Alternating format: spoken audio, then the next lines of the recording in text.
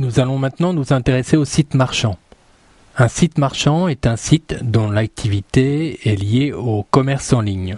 On les appelle aussi e-commerce. Un site marchand est généralement doté d'un catalogue en ligne et d'un système de panier. Une fois la commande validée, l'internaute est redirigé vers un terminal de paiement sécurisé. Cela peut être un terminal PayPal ou un terminal de paiement propre à la banque. Commençons à poser le décor. Donc à gauche, nous avons comme d'habitude notre poste client avec son navigateur. C'est celui qui sera utilisé donc par l'internaute qui va réaliser la commande. À droite, nous avons le serveur du site marchand. Comme vous pouvez le constater, il s'agit ici d'un serveur de type site dynamique avec un serveur web équipé donc d'un préprocesseur PHP et un second serveur de base de données qui contiendra en l'occurrence la base, les tables des différents articles du catalogue. Pour se connecter sur le site marchand, l'internaute va saisir donc l'URL directement dans sa barre d'adresse ou utiliser un moteur de recherche pour trouver le site en question. Quoi qu'il en soit, quelle que soit la manière, une requête HTTP sera envoyée vers le site marchand de sorte à afficher le catalogue du site. À la réception de cette requête HTTP, le serveur web renverra la page du catalogue. Cette dernière sera acheminée jusqu'au navigateur, interprétée et affichée dans le navigateur de l'internaute. La plupart des systèmes de catalogue sont constitués en général d'une liste qui permet de filtrer les différents articles et de fiches, une fiche propre à chaque article qui permet donc d'afficher tous les détails d'un article qui a été sélectionné. Lorsque l'internaute choisit un article, il appuie sur le bouton « Ajouter au panier ». Une requête HTTP avec le paramètre de l'article choisi est alors envoyée au site marchand. À la réception de cette requête et de l'ordre d'ajout, le programme du catalogue va ajouter la référence de l'article dans le panier de commande de l'internaute. Le panier de commande est matérialisé par des variables de session. Des variables de session, ce sont des variables qui sont stockées sur le serveur, donc côté serveur, et qui sont spécifiques à un internaute particulier, donc en l'occurrence ici à notre client. Ces variables de session peuvent être utilisées pour mémoriser le fait que la personne est bien connectée, ou ici, comme dans le cas présent, pour cumuler les différents articles que l'internaute va commander. La procédure d'ajout d'articles au catalogue peut être évidemment renouvelée de multiples fois selon le nombre d'articles que l'internaute désire commander. Lorsque l'internaute a terminé d'ajouter des articles, il va appuyer sur le bouton de validation de la commande. Une requête HTTP sera alors envoyée sur le serveur marchand. Le programme de la page de commande sera alors envoyé pour exécution sur le préprocesseur. Ira chercher les informations relatives à tous les articles qui ont été sélectionnés par l'internaute, les retournera donc au préprocesseur, les mettra en page de sorte à générer la page de rappel, donc d'un récapitulatif des commandes, donc dans une page web qui sera donc ensuite renvoyée au navigateur. L'internaute pourra ainsi vérifier si tous les articles sont présents, modifier éventuellement le nombre d'articles commandés ou en supprimer. Une fois que la commande sera stabilisée, il appuiera sur le bouton « Régler la commande ».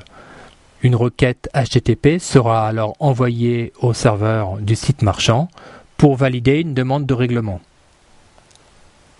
À la réception de l'ordre de règlement, la page et donc le programme qui est associé à cette page de commande sera envoyé vers le préprocesseur.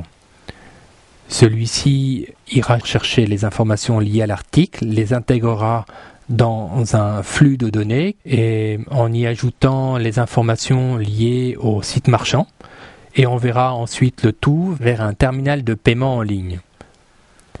D'autre part, une autre action sera engendrée par ce script de commande, c'est la redirection automatique de l'internaute vers la page de saisie du numéro de carte bleue.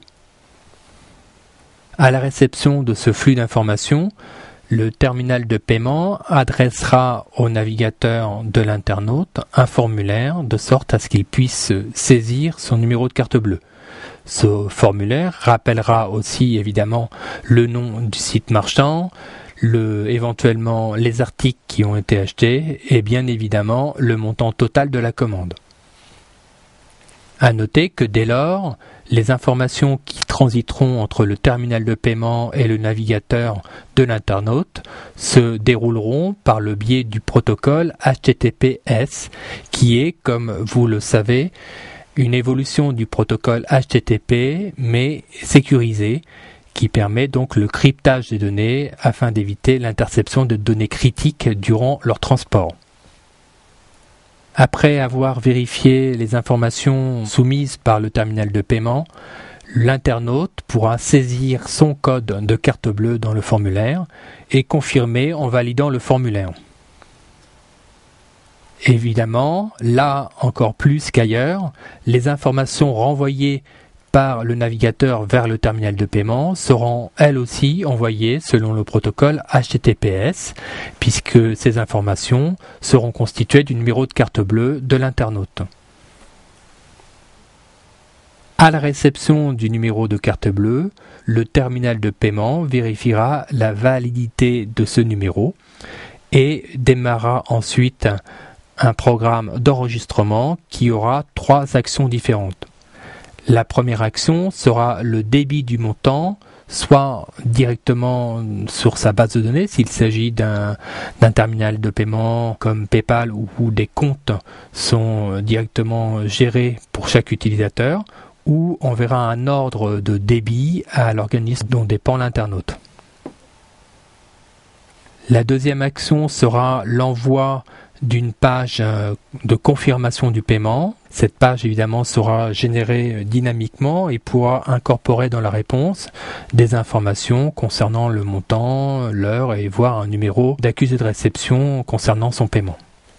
Et enfin, la troisième action engendrée par ce même programme d'enregistrement sera de renvoyer au serveur marchand une confirmation du paiement en rappelant évidemment l'identifiant de l'internaute concerné, le montant qui a été débité et le fait surtout que son paiement a été accepté.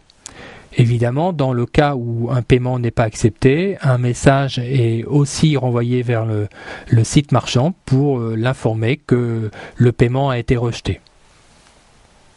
À la réception de la confirmation de paiement, le serveur du site marchand déclenchera un programme de facturation. Ce dernier ira récupérer dans la session les différents articles qui ont été donc achetés par l'internaute, les informations liées à l'internaute aussi, et si elles ne sont pas renvoyées par le terminal de paiement, elles devront être récupérées par le biais d'un compte utilisateur spécifique ou par le biais d'un formulaire qui aurait été préalablement soumis à l'internaute. Et ensuite, ces informations seront enregistrées dans la base de données du site marchand, de sorte à générer par la suite la facturation qui sera envoyée donc à l'internaute. Enfin, l'autre étape de la facturation sera d'envoyer donc à l'internaute par le biais du préprocesseur. Nous allons générer donc l'envoi d'un mail automatique qui sera envoyé selon le protocole SMTP, un mail de confirmation de la commande et l'informant donc des modalités et du délai de livraison des articles que l'internaute a commandés. Nous avons maintenant terminé d'expliquer le cycle d'une commande.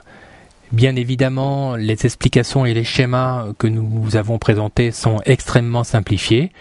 En réalité, il y a bien d'autres paramètres qui sont à prendre en compte, comme les différentes monnaies qui peuvent être gérées, en l'occurrence les devises qui peuvent être gérées par les systèmes de paiement, les systèmes de commande. De même que on n'a pas parlé aussi ici du suivi de commande, qui est un processus qui est intégré dans les serveurs de type site marchand. Enfin, en ce qui concerne la réalisation d'un site marchand, vous pouvez bien évidemment le réaliser vous-même de toutes pièces en commençant de zéro, ou encore utiliser des CMS, des sites qui sont dédiés à cet usage, que vous pourrez utiliser, installer sur votre serveur et paramétrer pour l'usage que vous désirez en faire.